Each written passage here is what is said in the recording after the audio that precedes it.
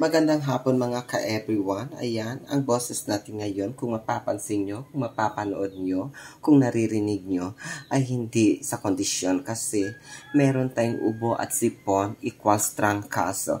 Kaya ayan guys, so para bumalik yung kalakasan ng ating katawan, ay magluluto tayo ng ating ulam ngayon. At ayan, meron nga tayo na prepare dito na bowl.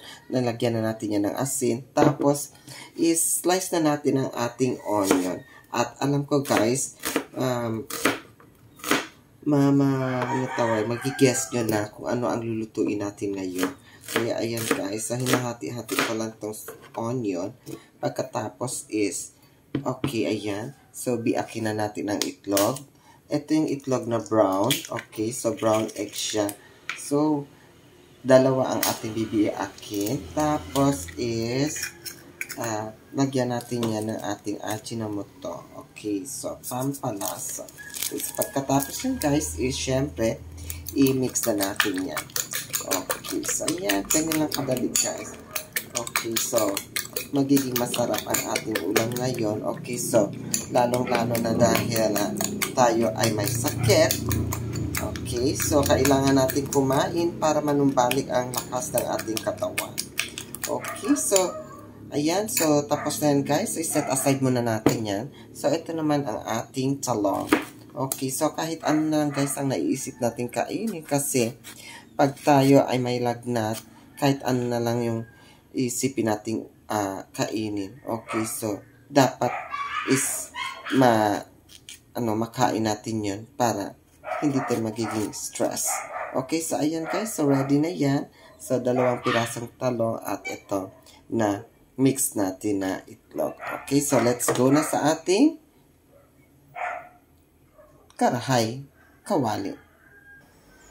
Okay, so ayan, naglagay na nga pala tayo ng ating oil. Okay, so iinitin lang natin ang ating oil sa ating kawali. Okay, so pag mainit na siya guys, is pwede na nating ilagay ang ating, or iprito ang ating talong.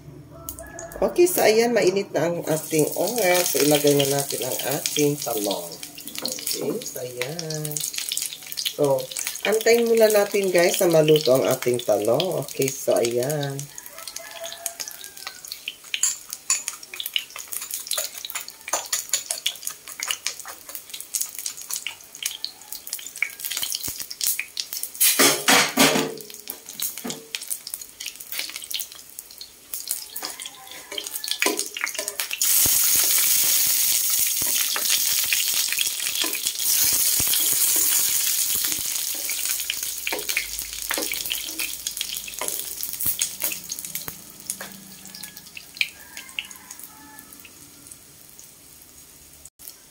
Okay, so ayan, baliktarin na natin kasi golden brown na ang one side part ng ating talong. Okay, so pagkatapos yan guys, syempre, ihinaan natin ang apoy. Okay, so ayan. So, sayaw-sayaw natin yung sa ating oil. Okay, so ayan. Ayan. So, after that guys is, ibuhos na natin ang ating egg.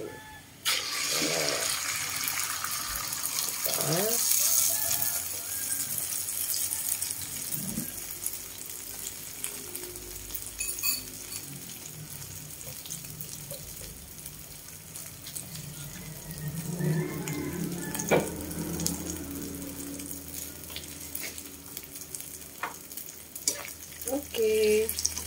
So, ganyan ang magiging itsura ng ating ulam.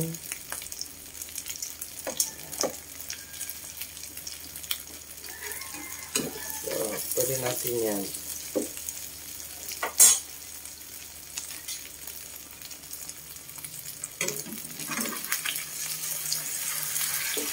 Pwede natin yan balik-balik guys. Okay, so yan.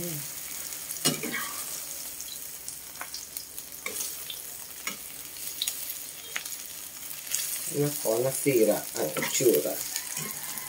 Okay, so yan.